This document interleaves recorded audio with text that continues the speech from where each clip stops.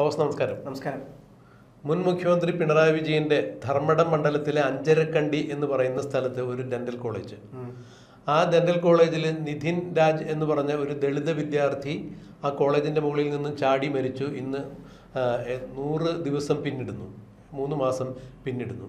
ഈ 100 മാസം പിന്നിടുമ്പോഴും ഈ കുട്ടിയുടെ മരണത്തിന് കാരണഭൂതരായ ആളുകളെ കണ്ടെത്തുവാൻ പിണറായി വിജയന്റെ സർക്കാരിനും സാധിച്ചില്ല. വി ഡി സതീശൻ സർക്കാർ ഒരു ശ്രമം നടത്തി എങ്കിലും അത് പാളിപ്പോയ കാഴ്ചയാണ് ഇപ്പോൾ കാണാൻ കഴിയുന്നത്. പറഞ്ഞു വരുന്നത്, ഈ അഞ്ചരക്കണ്ടി ഡെന്റൽ കോളേജിലെ പ്രിൻസിപ്പളായിരുന്ന MK റാം എന്ന ഡോക്ടർ റാം, ഈ പ്രിൻസിപ്പൾ അവിടെയുള്ള കുട്ടികളെ മാനസികമായി വളരെയധികം പീഡിപ്പിച്ചിരുന്നു എന്നാണ് നിധിൻ രാജിൻ്റെ മരണശേഷം മാധ്യമങ്ങൾക്ക് മുന്നിൽ അദ്ദേഹത്തിൻ്റെ സഹപാഠികൾ നൽകിയ വിശദീകരണങ്ങൾ. അതായത് ജാതീയമായും തൊലിയുടെ നിറത്തിൻ്റെ പേരിലുമെല്ലാം കുട്ടികളെ അധിക്ഷേപിക്കുന്നത് ഡോക്ടർ റാമിന് ഒരു ഹരമായിരുന്നു എന്നാണ് പിന്നീട് കുട്ടികൾ മാധ്യമങ്ങളോട് വെളിപ്പെടുത്തിയത്. നിധിൻ രാജിൻ്റെ വീട്ടിൽ അദ്ദേഹം ആത്മഹത്യ ചെയ്യേണ്ടതിൻ്റെ യാതൊരു കാര്യങ്ങളും ഉണ്ടായിരുന്നില്ല.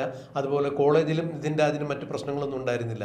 അങ്ങനെയുള്ളൊരു വിദ്യാർത്ഥി അവിടെ കോളേജിന് മുകളിൽ നിന്ന് ചാടി മരിച്ചു എന്നാണ് പറയപ്പെടുന്നത്. എന്താണ് അതിൻ്റെ പുറകിലുള്ള വസ്തുത എന്ന് അന്വേഷണ ഉദ്യോഗസ്ഥർ കണ്ടെത്തട്ടെ. എന്നാൽ നിലവിൽ ആത്മഹത്യ തന്നെയാണ് എന്ന് പറയപ്പെടുന്ന ഈ കേസിൽ നിധിൻ രാജിനെ മാനസികമായി അങ്ങേയറ്റം ഈ MK റാം എന്ന് പറയുന്ന ഡോക്ടർ റാം എന്ന പ്രിൻസിപ്പൾ വളരെ മാനസികമായും ശാരീരികമായല്ല മാനസികമായി പീഡിപ്പിച്ചിരുന്നു എന്നുള്ളത് തന്നെയാണ് സഹപാഠികൾ പറയുന്നത്.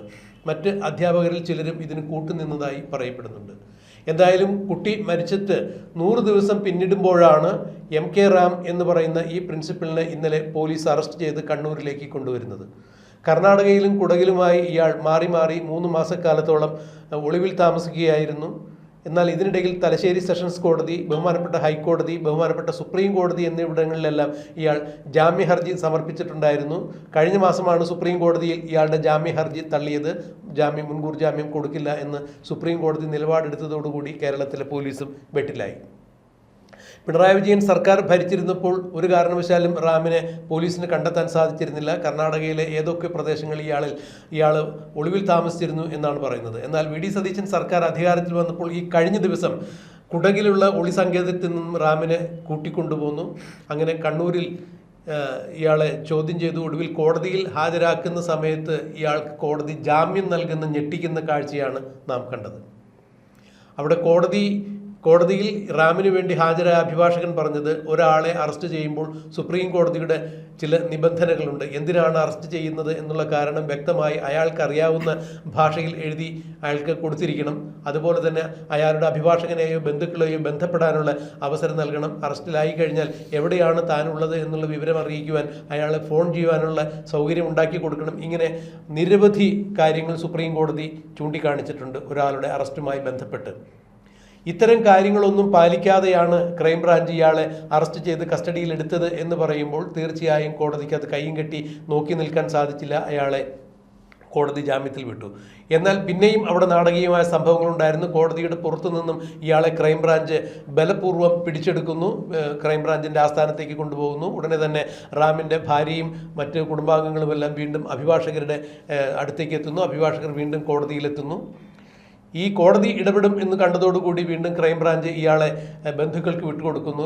2 ദിവസത്തിനുള്ളിൽ ഹാജരാകണം എന്നുള്ള നോട്ടീസ് കൊടുത്തിട്ടാണ് വിട്ടയക്കുന്നത്. എന്നാൽ ഇയാളെ കസ്റ്റഡിയിൽ എടുത്തതല്ല, 2 ദിവസത്തെ നോട്ടീസ് കൊടുക്കുന്നതിന് വേണ്ടി ഇയാളെ കൂട്ടിക്കൊണ്ടുപോവുകയായിരുന്നു എന്നാണ് ക്രൈംബ്രാഞ്ച് പറഞ്ഞത്. ഇത്രത്തോളം നാണം കെട്ട അവസ്ഥയിലേക്ക് കേരള പോലീസ് എങ്ങനെയാണ് അധപ്പതിച്ചത് എന്നുള്ളത് മനസ്സിലാക്കാൻ കഴിയുന്നില്ല. ഒരു കുറ്റവാളിയെ അല്ലെങ്കിൽ കുറ്റവാളി എന്ന് സംശയിക്കുന്ന ഒരാളെ അറസ്റ്റ് ചെയ്യുന്നതിന് പാലിക്കേണ്ട നടപടിക്രമങ്ങൾ ഒന്നും തന്നെ പാലിക്കാതെ ഇയാളെ അറസ്റ്റ് ചെയ്യുകയും പിന്നീട് ഇയാൾക്ക് ജാമ്യത്തിൽ പോകാൻ അവസരം സൃഷ്ടിക്കുന്നു. 3 മാസക്കാലം ഒളിവിൽ കഴിഞ്ഞൊരു പ്രതിയാണെന്ന് കൂടി ഓർക്കണം. ഒരു വിദ്യാർത്ഥി ആത്മഹത്യ ചെയ്ത കേസാണെന്ന് ഓർക്കണം. കേരളം ഏറ്റവും കൂടുതൽ ചർച്ച ചെയ്തൊരു കേസാണെന്ന് ഓർക്കണം. ഒരു ദളിത് വിഭാഗത്തിൽപ്പെട്ട വിദ്യാർത്ഥിക്കാണ് ഇത്തരത്തിലുള്ളൊരു അപകടം ഉണ്ടായത് എന്ന് കൂടി പരിഗണിക്കുമ്പോൾ ഇവിടെ പ്രതിയും പോലീസും തമ്മിൽ ഒത്തുകളിച്ചു എന്ന് തന്നെയാണ് നിധിൻ രാജിൻ്റെ വീട്ടുകാരും പറയുന്നത്. എങ്ങനെയാണ് ഫവാസ് ഇതിനെ വിലയിരുത്തുന്നത്?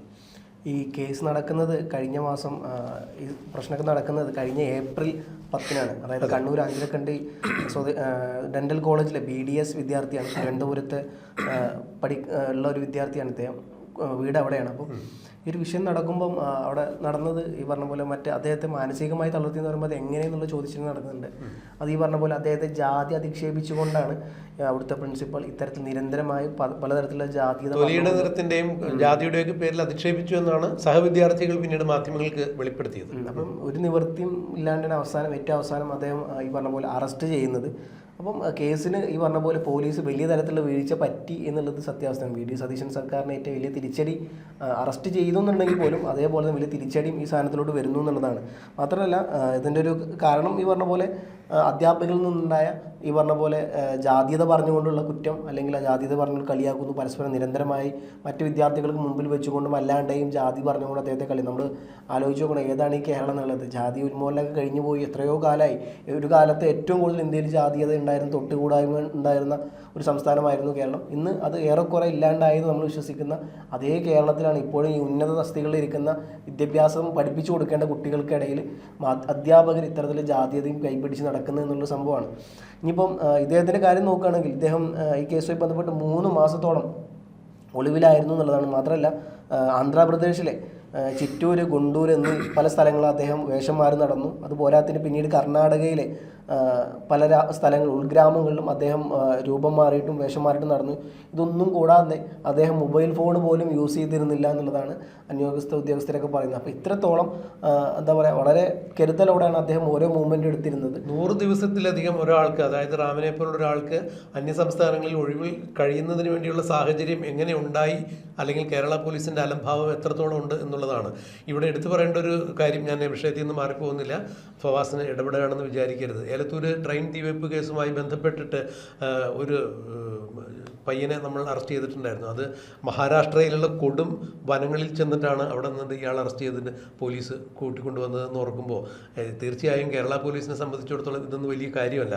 കാരണം ടി.പി. ചന്ദ്രശേഖരൻ വധവുമായി ബന്ധപ്പെട്ട് കണ്ണൂരിലെ പാർട്ടി ഗ്രാമത്തിലുള്ള മുടക്കോഴി മലയിൽ ഒളിച്ചിരുന്ന കൊടും കുറ്റവാളികളെ പോലീസ് അതിസാഹസികമായാണ് അറസ്റ്റ് ചെയ്തത്. അതിലെ ട്രൗസർ മനോജിനെ പോലുള്ള ചില ആളുകളെ മുംബൈയിലെ ചില കരിമ്പിൻ കാടിൽ നിന്നാണ് അറസ്റ്റ് ചെയ്തുകൊണ്ട് പോലീസ് കൊണ്ടുവന്നത്, സിനിമയിലൊക്കെ കാണുന്നത് പോലെ. അപ്പോൾ കേരള പോലീസിനെ കയറൂരി വിടുകയാണെങ്കിൽ, സ്വതന്ത്രമായി അവരെ വിടുകയാണെങ്കിൽ അവർ ലോകോത്തര പോലീസ് തന്നെയാണ്, യാതൊരു സംശയമില്ല. അങ്ങനെയെങ്കിൽ ഇവിടെ ആരാണ് ഒത്തുകളിച്ചത് എന്നുള്ളത് കൂടി വ്യക്തമാക്കേണ്ടേ. സ്വാഭാവികമായിട്ടും ഈ പറഞ്ഞ പോലെ ഒരാൾ അറസ്റ്റ് ചെയ്യുമ്പോൾ കൃത്യമായിട്ട് അവർക്ക് രേഖാമൂലം അവരെ എഴുതി അറിയിക്കണം എന്തിനാണ് നിങ്ങൾ അറസ്റ്റ് ചെയ്തത്, ഏത് വകുപ്പാണ് നിങ്ങൾക്കെതിരെ ഇട്ടിട്ടുള്ളത് എന്നുള്ളതും, എവിടെ വെച്ചാണ് അറസ്റ്റ് ചെയ്യുന്നത്, എല്ലാ കാര്യവും അദ്ദേഹത്തെ അറിയിക്കണം എന്നുള്ളതാണ്. പക്ഷേ ഇതൊന്നും ഈ പറഞ്ഞ പോലെ ക്രൈംബ്രാഞ്ച് ചെയ്തിട്ടില്ല എന്ന് മാത്രമല്ല, കോടതികൾ കൊടുക്കുന്ന രേഖകൾ പോലും ഇദ്ദേഹം എന്താണ് യഥാർത്ഥ തെറ്റ് ചെയ്തതെന്നുള്ളതും, ഏതൊക്കെ വകുപ്പിലാണ് ഇദ്ദേഹം ഇത്തരത്തിലുള്ള പ്രതിയാകുന്നതെന്നുള്ളതും ഇതൊന്നും മെൻഷൻ ചെയ്യാണ്ടാണ് ക്രൈംബ്രാഞ്ച് കോടതിയിലും അതേപോലെ തന്നെ ഇദ്ദേഹത്തിൻ്റെ അടുത്തും പെരുമാറിയത്. സ്വാഭാവികമായിട്ടും അദ്ദേഹത്തിന് ജാമ്യം കിട്ടി. ഇത്ര വലിയ മണ്ടന്മാരാണോ ഈ പറയപ്പെട്ട പോലെ പോലീസ് എന്നുള്ള വലിയ ചോദ്യചിഹ്നം കിടക്കുന്നുണ്ട്. നമ്മൾ ഇതേ സംഭവം തന്നെ കുറച്ച് ദിവസങ്ങൾക്ക് മുമ്പ് നമ്മുടെ ആഭ്യന്തര വകുപ്പ് മന്ത്രി രമേശ് ചെന്നിത്തല പറയുന്ന ഒരു കാര്യം ഞാൻ കേട്ടായിരുന്നു. ലുലു മാളിൽ ബോംബുമായി ബന്ധപ്പെട്ട് വിഷയം നടക്കുമ്പോൾ പെട്ടെന്ന് ഒരാളുടെ ശബ്ദം മാത്രം കേട്ടിട്ട് പോലീസ് തിരിച്ചറിഞ്ഞു ഇത് ഇന്ന ആളാണ് എന്നുള്ളത്. അപ്പോൾ ഇത്രത്തോളം വളരെ തരത്തിലുള്ള മികച്ച പോലീസ് ഇന്ത്യയിലെ തന്നെ മികച്ച പോലീസ് ഉദ്യോഗസ്ഥരും സേനയുമുള്ള ഒരു സ്റ്റേറ്റാണ് കേരളം. അതേ കേരളത്തിലാണ് ഇത്തരത്തിലുള്ള വലിയ മണ്ടത്തരം പറ്റുന്നത്. അപ്പോൾ സ്വാഭാവികമായിട്ടും എനിക്ക് തോന്നുന്നില്ല ഇതുവരെ മണ്ടത്തരം ഇവരെ കൊണ്ട് പറ്റിയതാണെന്ന് ഞാൻ വിശ്വസിക്കുന്നില്ല. കാരണം ഇത്ര വലിയ മണ്ടന്മാരൊന്നും ആവരില്ല ഇവർ. അങ്ങനെയാണെങ്കിൽ അവർക്ക് പോലീസ് പണി കിട്ടില്ല. അവർക്ക് സാമാന്യം ചെയ്യേണ്ട ഒരു കാര്യമാണ് ഒരാൾ അറസ്റ്റ് ചെയ്യുമ്പോൾ എന്തിനാ അറസ്റ്റ് ചെയ്തെന്നുള്ള സാധനം അതുപോലും കൊടുത്തിട്ടില്ല. അതൊക്കെ പോലീസിംഗിലെ പ്രാഥമിക പാഠം തന്നെയാണല്ലോ. ഒരു കുറ്റവാളി എന്ന് സംശയിക്കപ്പെടുന്ന ഒരാളെ കസ്റ്റഡിയിൽ എടുക്കുമ്പോൾ, അറസ്റ്റ് രേഖപ്പെടുത്തുമ്പോൾ എന്തൊക്കെ പാലിച്ചിരിക്കണം ഒരു നിയമപാലകൻ എന്നുള്ളത് കൃത്യമായി അവരത് പോലീസിംഗിൽ കൃത്യമായി ആദ്യം പഠിപ്പിക്കുന്ന പാഠങ്ങളിലൊന്ന് തന്നെയായിരിക്കണം അത്. അപ്പോൾ SP റാങ്കിലുള്ള അല്ലെങ്കിൽ ക്രൈംബ്രാഞ്ച് പോലുള്ള അത്രയും കുറ്റമറ്റ രീതിയിൽ പ്രവർത്തിക്കുന്ന ഒരു വിഭാഗത്തിൽ പ്രവർത്തിക്കുന്ന പോലീസ് ഉദ്യോഗസ്ഥന്മാർക്ക് ഈ നടപടിക്രമങ്ങൾ അറിയില്ല എന്ന് പറഞ്ഞാൽ അത് വിശ്വസിക്കാൻ നമുക്ക് പറ്റില്ല. എന്താണ് അവിടെ സംഭവിച്ചത് എന്നുള്ളത് അന്വേഷണം. ഇന്നിപ്പോൾ ആഭ്യന്തര വകുപ്പ് അതൃപ്തി രേഖപ്പെടുത്തിയിട്ടുണ്ട്. DGPയോട് അതിൻ്റെ വിശദീകരണം ആവശ്യപ്പെട്ടിട്ടുണ്ട്. എന്തായാലും പോലീസ് മനഃപൂർവ്വം ചെയ്തതായിട്ട് തന്നെയാണ് ഞാൻ വിശ്വസിക്കുന്നത്. പക്ഷേ പ്രഥമ ദൃഷ്ടിയ നമുക്ക് ഈ പറഞ്ഞ പോലെ നമ്മൾ തെളിവൊന്നും കിട്ടിയിട്ടില്ല. പക്ഷെ എന്നിരുന്നാൽ പോലും ഇത്ര വലിയ മണ്ടന്മാരാണ്. ഇതിപ്പോൾ ഒരു ബേസിക് കാര്യമാണ്. ഒരാൾ അറസ്റ്റ് ചെയ്യുമ്പോൾ ഇന്ന സാധനങ്ങൾ കൊടുക്കണം, ഇതിൻ്റെ അടിസ്ഥാനത്തിൽ മാത്രമേ അറസ്റ്റ് ചെയ്യാൻ പറ്റുന്നുള്ളൂ. കോടതിയിൽ നീങ്ങുമ്പോൾ പോലും കോടതിയിൽ കൃത്യമായ ലോപ്പ് ഹോളുകൾ അടച്ചുകൊണ്ടുള്ള നിയമങ്ങളാണ് അടച്ചിട്ടുള്ളത്. എല്ലാവിധ തെളിവുകളും സ്വീകരിച്ചുകൊണ്ടായിരിക്കും അവിടെ കൊടുക്കേണ്ടത്. പക്ഷേ ഇതൊന്നും ഇല്ലാണ്ടാണ് കോടതിയിലോട്ട് നീങ്ങിയത്. സ്വാഭാവികമായിട്ടും അദ്ദേഹത്തിന് ജാമ്യം കിട്ടിയതിൽ അത്ഭുതമൊന്നും കാണാനില്ല. കോടതി ചോദിച്ചത് അത് തന്നെയാണ് ഫവാസെ, എന്തിന് അറസ്റ്റ് ചെയ്തു, എന്താണ് കാരണം എന്ന് ചോദിച്ചു കഴിഞ്ഞപ്പോൾ ഒന്നും പറയാനുണ്ടായിരുന്നില്ല. അതുകൊണ്ട് തന്നെ പ്രതിഭാഗം അഭിഭാഷകൻ അദ്ദേഹത്തിൻ്റെ ജോലി എളുപ്പമായിരുന്നു. വീണ്ടും ക്രൈംബ്രാഞ്ച് അവിടെ വലിയൊരു അബദ്ധം കാണിച്ചു എന്ന് തന്നെയാണ് നിയമവൃത്തങ്ങൾ ഇപ്പോൾ ചൂണ്ടിക്കാണിക്കുന്നത്. കോടതി ജാമ്യം നൽകി വിട്ടയച്ച ഒരു പ്രതിയെ മറ്റ് കേസുകൾ നിലവിലില്ലാത്ത സ്ഥിതിക്ക് പിന്നെ എന്തിന് കൂട്ടിക്കൊണ്ടുപോയി അറസ്റ്റ് ചെയ്തുകൊണ്ടുപോയി? അറസ്റ്റ് രേഖപ്പെടുത്തിയിട്ടില്ല എന്ന് ഇവർ പറയുന്നു. ഇവർ 2 ദിവസത്തിനുള്ളിൽ ഹാജരാകണമെന്ന നോട്ടീസ് നൽകുന്നതിന് വേണ്ടി, അക്കാര്യങ്ങൾ ബോധിപ്പിക്കുന്നതിന് വേണ്ടിയാണ് 2 മണിക്കൂർ നേരം അദ്ദേഹത്തെ കസ്റ്റഡിയിലെടുത്തതെന്നൊക്കെ പറയുമ്പോൾ അത് കേരള പോലീസിന് മാനക്കേടുണ്ടാക്കുന്ന കാര്യം തന്നെയാണ്. ഫലത്തിൽ ഇവിടെ ഒരു പ്രതിയെ അറസ്റ്റ് ചെയ്ത് കാര്യങ്ങൾ ബോധിപ്പിച്ചില്ല എന്നുള്ളത് മാത്രമല്ല, ഡെൻ്റൽ കോളേജിൽ ഒരു വിദ്യാർത്ഥി ചാടി ആത്മഹത്യ ചെയ്തു, അവൻ ആത്മാഹുതി ചെയ്തു, അങ്ങനെ ഒരു സാഹചര്യത്തിലേക്ക് നയിച്ചു എന്ന് പറയപ്പെടുന്ന ഒരാളെ, ആ ആളുടെ അറസ്റ്റുമായി ബന്ധപ്പെട്ട്, അതും ഈ വിദ്യാർത്ഥി മരിച്ചു 3 മാസം പിന്നിടുമ്പോൾ ആണ് ഇയാളെ ഒളിവിൽ നിന്ന് കണ്ടെത്തിയതെന്ന് പറയുമ്പോൾ അത്രത്തോളം ഗുരുതരമായ വിഷയത്തിൽ കേരള പോലീസിൻ്റെ ഭാഗത്ത് നിന്ന് എത്രത്തോളം വലിയ ഒരു അനാസ്ഥ ഉണ്ടായിരിക്കുന്നു എന്നുള്ളതാണ് ഇതിലൂടെ കണക്കിലെടുക്കേണ്ട കാര്യം. അത് തന്നെയാണ് ആ കേസിലെ ഗൗരവ സ്വഭാവം. എന്തുകൊണ്ടാണ് നമ്മുടെ പോലീസുകാർക്ക് ഇത്തരത്തിലുള്ള അബദ്ധങ്ങൾ പറ്റുന്നത് എന്ന് ചോദിക്കുമ്പോൾ, നമ്മുടെ പോലീസുകാർ അല്ലെങ്കിൽ പോലീസ് സേനയിലുള്ള ഉദ്യോഗസ്ഥന്മാർ ഒരു കാരണവശാലും നേരത്തെ ഫവാസ് സൂചിപ്പിച്ച പോലെ മണ്ടന്മാരൊന്നുമല്ല. അങ്ങനെയെങ്കിൽ ഇവിടെ ആരാണ്, എന്തിനാണ് ഇങ്ങനെ ഒരു മണ്ടൻ കളിച്ചത് എന്നുള്ളത് പ്രസക്തമായ ചോദ്യം തന്നെയല്ലേ? തീർച്ചയായിട്ടും. പിന്നെ ഇത് മാത്രമല്ല, ഇത് ഈ പറഞ്ഞ പോലെ വി ഡി സതീശൻ സർക്കാരിനും പ്രത്യേകിച്ച് ആഭ്യന്തര വകുപ്പ് മന്ത്രിക്കും ഏറ്റവും വലിയ തിരിച്ചടി കൂടിയാണ്. കാരണം ഇത്തരത്തിലുള്ള പോലീസ് സേനയാണ് നിങ്ങൾ മുമ്പോട്ട് കൊണ്ടുപോകുന്നത് എന്നുള്ള വലിയ ചോദ്യചിഹ്നം അവിടെ വരും. സ്വാഭാവികമായിട്ടും ഇതിനെല്ലാം അവർ ഉത്തരം പറയേണ്ടി വരും. ഇതെല്ലാം സർക്കാരിനെയും ബാധിക്കും. അതുകൊണ്ട് തന്നെ ഏതാണ് ഈ സംസ്ഥാനം എന്നുള്ളത് നമ്മൾ ആലോചിക്കും. ഇത്തരത്തിൽ ജാതീയതയൊക്കെ നിന്ന് ഒരുപാട് കാലം കഴിഞ്ഞതാണ്. അപ്പോൾ ഇനിയും ഇത്തരത്തിലുള്ള പ്രിൻസിപ്പാൾമാർ ഇത്തരം ഉന്നത സ്ഥലങ്ങളിൽ ഇരിക്കുമ്പോൾ അവർക്ക് ഇത്തരത്തിലുള്ള കാഴ്ചപ്പാടുണ്ടെങ്കിൽ അവരെ ഒന്ന് വെച്ച് പൊറപ്പിക്കേണ്ട പാടില്ല. അവർക്ക് സസ്പെൻഷനല്ല, ഡിസ്മിസ് കൊടുത്ത് പറഞ്ഞയക്കേണ്ടതാണ്. ഇത്തരത്തിലൊരു കുട്ടിയുടെ ജീവൻ തന്നെ വലിയ തരത്തിൽ കാരണക്കാരനായ ഒരു പ്രിൻസിപ്പലിനെ എന്തുകൊണ്ട് വെച്ചുകൊണ്ടിരിക്കുന്നു, അല്ലെങ്കിൽ അത്തരത്തിൽ ആൾക്കാരെ ഇനി വേണോ എന്നുള്ള വില ചോദിച്ചിട്ടുണ്ട്. അപ്പോൾ എന്തായാലും ഉന്നത വിദ്യാഭ്യാസ വകുപ്പിൻ്റെ കീഴിലും ഇത്തരത്തിലുള്ള കാര്യങ്ങൾ ഇനിയും ശ്രദ്ധാപൂർവ്വം, കാരണം നമുക്കറിയാം രാഷ്ട്രീയത്തിലും ഞാൻ ജാതി ഇല്ല എന്ന് പറയുന്നില്ല, കാരണം അതിപ്പം ഒരു പരിധിവരെ കോൺഗ്രസിലും അല്ലെങ്കിൽ CPM-ലും എല്ലാത്തിലും ഈ സാധനം ഇപ്പം എല്ലാ രാഷ്ട്രീയ വിഭാഗത്തിലും ജാതീയതയുണ്ട്. പ്രത്യേകിച്ച് സ്ഥാനാർത്ഥി നിർണയമായൊക്കെ ബന്ധപ്പെട്ട് കൃത്യമായി അവർ കാണിക്കുന്നുണ്ട്. എല്ലാവരും ജാതീയതയ്ക്കെതിരെയാണെന്ന് പറയുന്ന ആളുകൾ പോലും ആ സമയത്ത് ജാതീയത പുൽകുന്ന കാഴ്ച നമ്മൾ കാണുന്നുണ്ട്. നവോത്ഥാന പ്രസ്ഥാനത്തിൻ്റെ, പുരോഗമന പ്രസ്ഥാനത്തിൻ്റെ വക്താക്കളെന്ന് സ്വയം മേനി നടിക്കുന്ന ആളുകളും ഇത് തന്നെയാണ് ചെയ്യുന്നത്. ഇവിടെ നമ്മൾ ചിന്തിക്കേണ്ട മറ്റൊരു കാര്യം, ഫവാസ് ഓർക്കുന്നുണ്ട്, കുറച്ചു കാലം പുറകോട്ട് പോയി കഴിഞ്ഞ കെവിൻ എന്ന് പറയുന്ന ഒരു പയ്യൻ്റെ മരണം. അത് ഒരു ദുരഭിമാന കൊലയായിരുന്നു. ഒരു കുട്ടിയെ പ്രണയിച്ച് വിവാഹം കഴിച്ചതിൻ്റെ പേരിൽ അയാളെ ഈ പെൺകുട്ടിയുടെ അച്ഛനും സഹോദരനും ചേർന്ന് കൊലപ്പെടുത്തിയ മൃഗീയമായൊരു അതിദാരുണമായ സംഭവം കേരളം ഇപ്പോഴും ഞെട്ടലോട് കൂടിയാണ് ഓർക്കുന്നത്. ഇത്തരം സംഭവങ്ങൾ കേരളത്തിൽ നടമാടുമ്പോൾ ജാതീയത തന്നെയാണ് തലപൊക്കിക്കൊണ്ടുവരുന്നത്. പണ്ട് കേരളം സന്ദർശിച്ച് വിവേകാനന്ദ സ്വാമികൾ പറഞ്ഞിട്ടുണ്ടായിരുന്നു കേരളം ഒരു ഭ്രാന്താലയമാണെന്ന്. ഇപ്പോൾ ആ ഭ്രാന്താലയം തീവ്രമായൊരു ഭ്രാന്താലയമായി മാറുന്ന അവസ്ഥയിലേക്ക് കാര്യങ്ങൾ പോകുമ്പോൾ ഇതിന് ഉത്തരവാദിത്തപ്പെട്ട ഭരണകൂടങ്ങളും ഇത് പാലിക്കപ്പെടേണ്ട നിയമപാലകരുമെല്ലാം കൃത്യമായ രീതിയിൽ ജാഗ്രതയോടുകൂടി കൈകാര്യം ചെയ്തില്ല എന്നുണ്ടെങ്കിൽ തീർച്ചയായും ഈ വിഭാഗക്കാർക്ക് പഴി കേൾക്കുക എന്നുള്ളതിലുപരിയായി കേരളത്തിൽ ഇത് വീണ്ടും വീണ്ടും ഉണ്ടാകുമെന്നുള്ള വലിയൊരു വിപത്ത് തന്നെയാണ്, അതിൻ്റെ വലിയ സൂചന തന്നെയാണ് ഇതിലൂടെ നാം മനസ്സിലാക്കേണ്ടത്.